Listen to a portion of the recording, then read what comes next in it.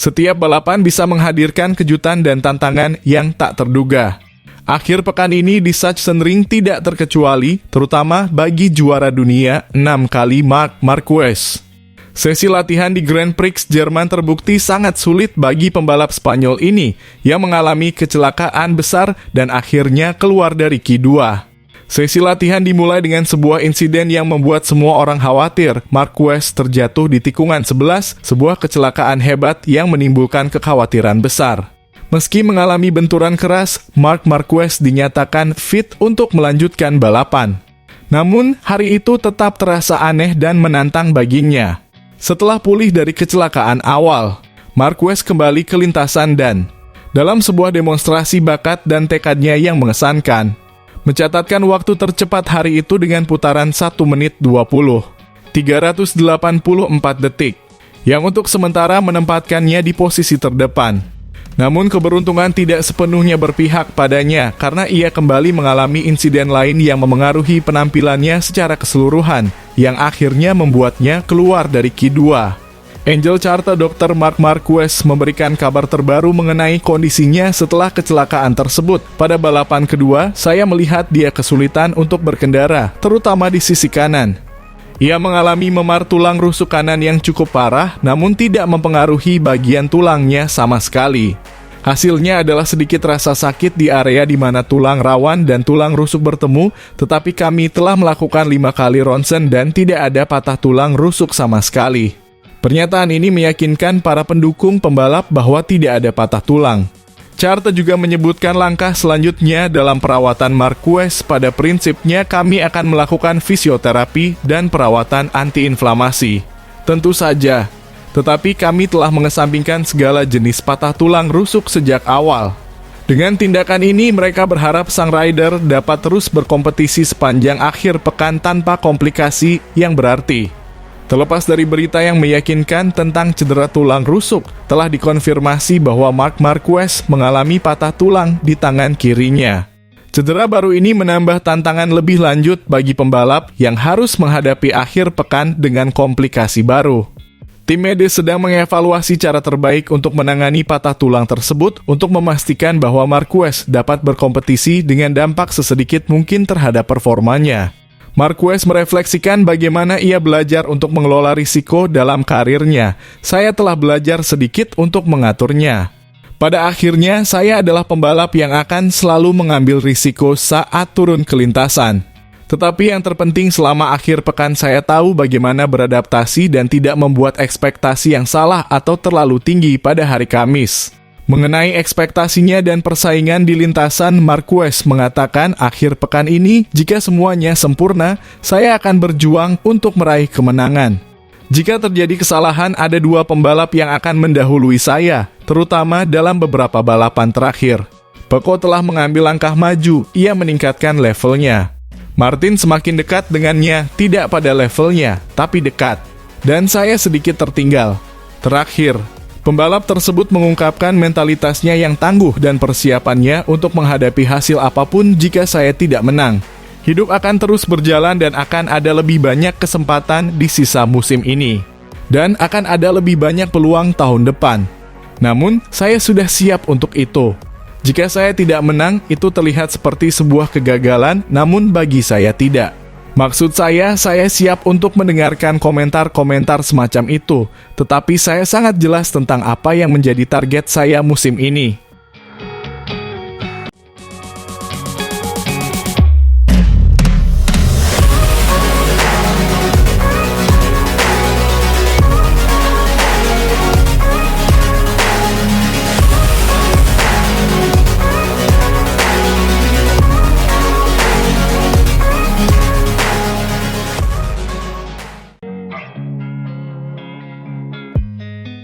Marc Marquez mungkin belum memenangkan balapan MotoGP sejak 2021, tetapi rekor Sachsenring yang tak tertandingi membuat Enea Bastianini berharap pembalap Spanyol itu menjadi orang yang harus dikalahkan akhir pekan ini.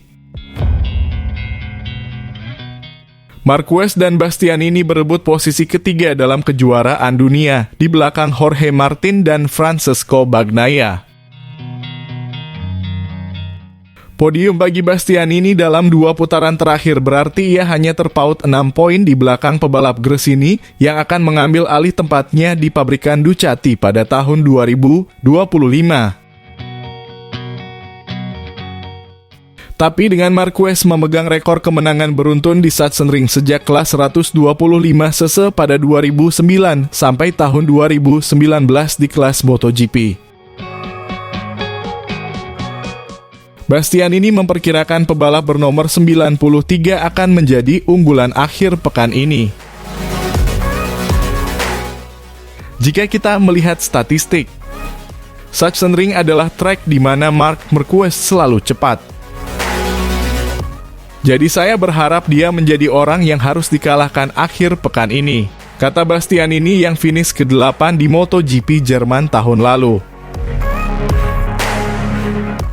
Bagaimanapun saya yakin setup dasar kami bekerja dengan baik hampir di semua tempat dan kami berhasil melewati 2 Grand Prix yang positif. Saya yakin kami juga bisa sukses di Jerman.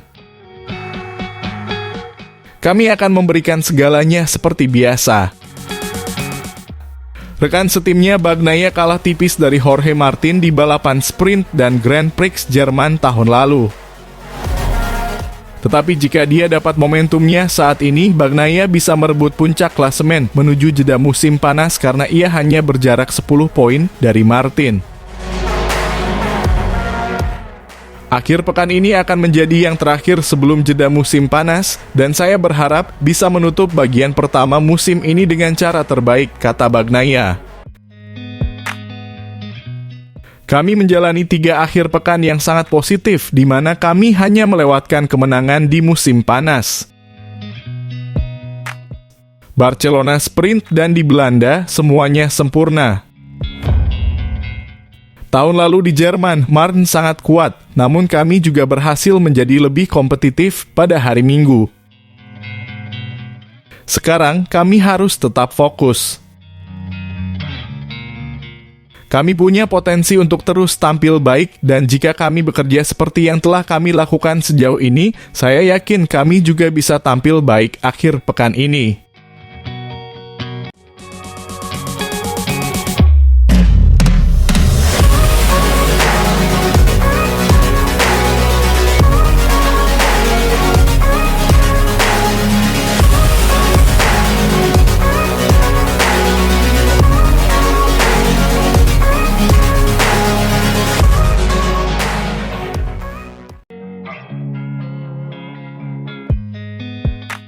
Pramac dan Ducati resmi cerai pada akhir musim. Keduanya resmi mengakhiri kontrak yang telah terjalin selama 20 tahun lebih. Benarkah ada peran Marc Marquez di balik putusnya hubungan Pramac dan Ducati?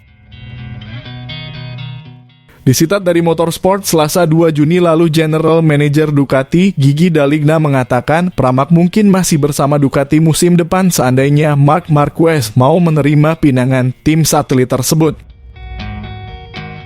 Namun, pada akhirnya The Baby Alien pindah ke tim pabrikan. Meski demikian, Gigi tak lantas menyalahkan Marquez yang menolak pinangan Pramac musim depan. Sebab bagaimanapun juga Ducati sebagai pabrikan punya strategi khusus untuk menempatkan pebalap 31 tahun itu di tim utama. Jika Marc gabung Pramac, semuanya akan berbeda. Tapi mempertahankan 2 pebalap itu rumit. Meski begitu, ini bukan salah Marquez. Karena kami harus memilih pebalap dan kami sadar bahwa mereka akan berakhir di pasar. Demikian tanggapan Gigi soal Marquez yang dituding biang kerok cabutnya Pramac dari Ducati. Gigi sadar menempatkan Marquez di tim utama punya banyak risiko. Namun, keputusan telah dibuat. Dia berharap komposisi tim pabrikan musim depan bisa membawa lebih banyak keberhasilan. Kami tentu tak menempatkan Marquez di samping Bagnaia untuk mengevaluasi Pecco, seperti yang saya baca di beberapa surat kabar. Peko itu pembawa bendera kami, dia telah memenangkan 2 gelar bersama Ducati dan melakukan hal-hal luar biasa.